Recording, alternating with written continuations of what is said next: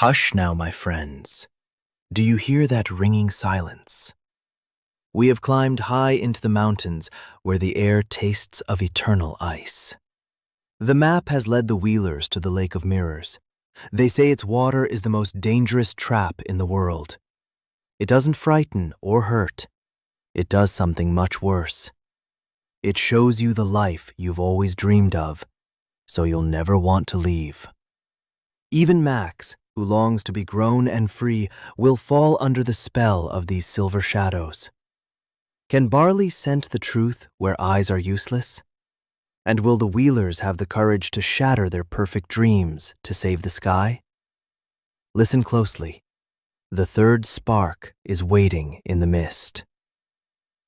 The Forgotten Constellations, the Lake of Mirrors. Part 1. The Silver Illusion. The Wander-Wagon climbed higher into the jagged peaks of the Great Divide, where the air grew thin and tasted of ancient ice. Behind them, the golden glow of the sun-kissed garden had faded into a soft amber memory. Ahead, the world was draped in a heavy, silent cloak of silver. The road ended abruptly at the edge of a massive, high-altitude basin, a place where the mountains seemed to bow down to cradle a secret. Arthur brought the wagon to a gentle stop. As the engine's rumble died away, a silence so profound took its place that Max could hear the rhythmic thumping of his own heart. There was no wind here. No birds called from the stunted, frost-covered pines. "Look at the water," Lily whispered, her breath blooming in a white cloud against the glass. Stretching out before them was the Mirror Lake. It was perfectly, terrifyingly still. The surface wasn't blue or green. It was a flawless sheet of polished silver that didn't just reflect the surroundings. It doubled them. The gray peaks above were mirrored so perfectly below that the horizon simply vanished. It felt as if the Wander-Wagon was perched on the edge of a great, endless void. Ellie unrolled the star map on the dashboard. The parchment felt cold to the touch. The first two golden circles were steady, but the third hollow was behaving strangely. It wasn't pulsing with a single light. Instead, hundreds of tiny, silver sparks were dancing across the paper, appearing and disappearing like ghosts. "The map is confused," Ellie said, her brow furrowing. "It's like there are 1,000 shards out there, yet none at all." They stepped out onto the shore. The ground was made of fine, silver sand that didn't crunch under their boots. Suddenly, the mist at the water's edge began to swirl and thicken. From the shifting vapor, a figure emerged. At first, it looked like a tall, graceful heron standing on one leg, but as it moved, the feathers smoothed into the flowing fabric of a shimmering cloak. The figure was Mira, the guardian of reflections. Her face was calm, her eyes the color of a winter dawn. She didn't walk. She drifted over the sand like a lingering thought. "You seek the piece of the mother star that fell into the deep," Mira said, her voice sounding like the chime of distant ice. "But be warned, travelers. The lake has changed since the star arrived.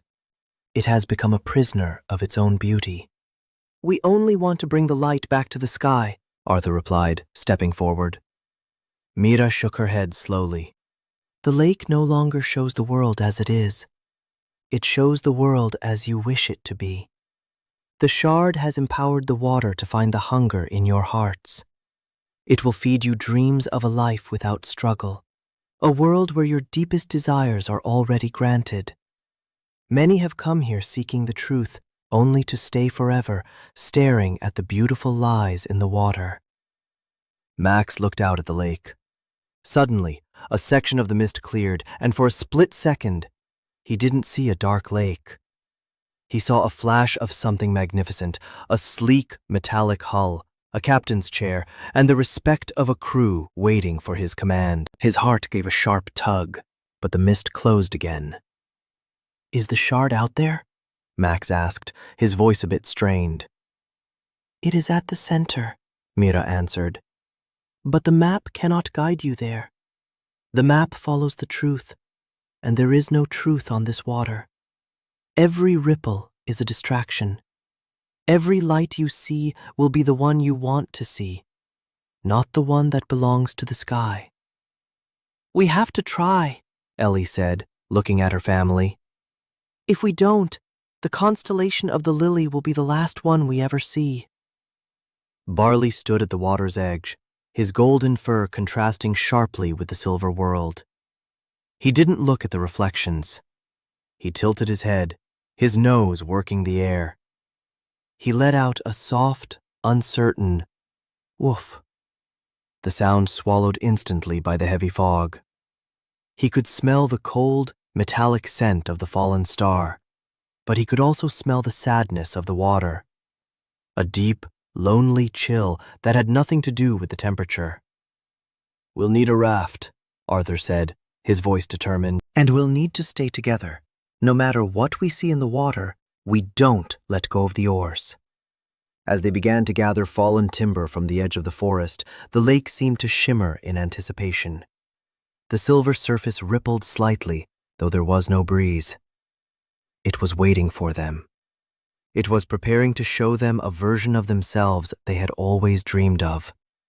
A beautiful, comfortable trap made of moonlight and mirrors. The Forgotten Constellations, The Lake of Mirrors, Part 2, The Fog of Desires. The raft was a simple thing, built from the sturdy, frost-bitten pine logs found at the forest's edge. Arthur had lashed them together with heavy hemp rope, and as the family pushed off from the silver sand, the mirror lake didn't splash. Instead, it parted with a sound like silk tearing. The silence of the high mountains settled over them, heavier than before. "Stay focused," Arthur whispered, his hands tight on the makeshift wooden oar. "Don't look too deep into the water. Look at the horizon." But there was no horizon. As they moved further from the shore, the silver mist rose up to meet the silver water. The world became a sphere of pale light where up and down ceased to exist. After 20 minutes of rowing, the whispers began. It wasn't a sound of voices, but a vibration in the wood of the raft that traveled up into their bones. "Look!" Lily cried out, leaning dangerously over the edge. "Dad, look! The stars are back! All of them!" Arthur looked down. Below the surface, the water wasn't dark. It was a perfect sapphire blue. He saw the Great Bear, the Archer, and the Lily, but they were joined by thousands of others. The sky in the water was complete and radiant. In this reflection, the world was safe. There was no more darkness to fight, no more long roads to travel. Lily's face was lit with a joy so pure it made Arthur's heart ache. She reached out her hand, her fingers inches from the surface. "I don't have to be afraid of the dark anymore," she murmured. "It's over. We can just stay here." "Lily, no! It's just the water!" Ellie shouted, pulling the girl back. But then Ellie's own eyes drifted to the left. She saw the Wander-Wagon, but it wasn't on a lonely mountain road. It was parked in a sun-drenched meadow, surrounded by a white picket fence. There were no monsters in the shadows, no broken skies. It was the home she had always dreamed of building. A place where her children would never know hunger or fear. Her rowing slowed. Her oar dipped aimlessly into the silver glass. "It looks so peaceful," Ellie whispered. "Maybe we've done enough. Maybe we can rest now." On the other side of the raft, Max was staring into his own mirror. He didn't see a meadow or a safe sky. He saw a vast, obsidian-black ocean and a ship made of starlight and chrome. He saw himself standing on the bridge, tall and broad-shouldered. He wasn't a child being told where to go. He was the commander. Thousands of people looked to him for guidance. He was free. He was independent. He was the hero he felt he was meant to become. "I can do it," Max breathed, his eyes wide and glazed. I don't need the map. I can see the way. It's right there, to the west. Follow me. Max, stop! Arthur grunted, but his own resolve was crumbling. In the water beneath his feet, Arthur saw his wooden carvings coming to life. He saw a world where every bird he whittled took flight, where the burden of protecting his family was lifted because the world had become a paradise. I see it too, Arthur admitted, his voice hollow. The star. It's over there. Or maybe there. The family began to row in opposite directions. The raft spun in a slow, agonizing circle in the middle of the mist. Max pulled toward his dream of power, Ellie toward her dream of safety, Lily toward her dream of light. Their voices rose in a confused tangle of arguments. It's this way! Max yelled. No, look at the house! The light is coming from the windows, Ellie countered. The mirror lake had won. It had found the beautiful, secret hungers of their souls and turned them into a compass that pointed nowhere. The raft creaked under the strain of their conflicting movements. The heavy silver fog began to press in closer, cold and suffocating, threatening to turn them into permanent statues of longing. Only Barley remained unchanged. He sat in the center of the spinning raft, his head moving from one human to the other. To his eyes, the water was just cold, wet, and empty. To his nose, there was no starlight ship or sun-drenched meadow. There was only the scent of his family's growing fear and the sharp, metallic tang of the frozen star shard somewhere ahead. Barley let out a sharp, piercing bark. Woof! Woof! But the sound was muffled by the magical fog. The humans didn't listen. They were staring into the depths, lost in the beautiful lies Mira had warned them about. Barley realized that the humans were blind. He stood up, his paws sliding on the wet pine. He moved toward Max, the one whose desire for a different life was pulling the raft most violently off course. Barley didn't growl. He nudged Max's hand with his wet, cold nose and let out a long, mournful whine. Huff. The raft continued to spin. The silver mist began to freeze into ice crystals on their coats. They were drifting into the heart of the illusion, and the silence was ready to swallow them whole. The Forgotten Constellations, the Lake of Mirrors. Part 3. The Moon Lily Healing. The raft was drifting into a frozen stillness. The silver mist had become so thick it felt like cold wool pressing against their skin. Arthur, Ellie, and Lily were motionless, their eyes locked on the shimmering visions beneath the surface. Max was the furthest gone, his fingers white as he gripped the edge of the logs, reaching toward the phantom ship of his dreams. Woof! Woof! Woof! Barley let out a sharp, urgent bark. He stepped forward and licked Max's hand with his warm, rough tongue. The sudden heat of the contact was like a spark of electricity. Max blinked. The metallic ship in the water flickered and vanished for a second, replaced by the dark, freezing depths of the real lake. Barley? He whispered, his voice cracking. He looked at his family. They looked like statues, their faces glowing with a pale, sickly light from the water. Dad? Mom? Wake up! But they didn't move. The illusion was too strong. Max realized that words wouldn't be enough to break the lake's spell. He reached into his pocket and felt the small silk pouch Garrison the gnome had given them. He pulled out the seeds of the moon lilies. They felt cold and heavy, like tiny pearls of frozen light. Garrison said they only grow under the light of a true star, Max muttered. He looked at the center of the lake, where the mist was darkest.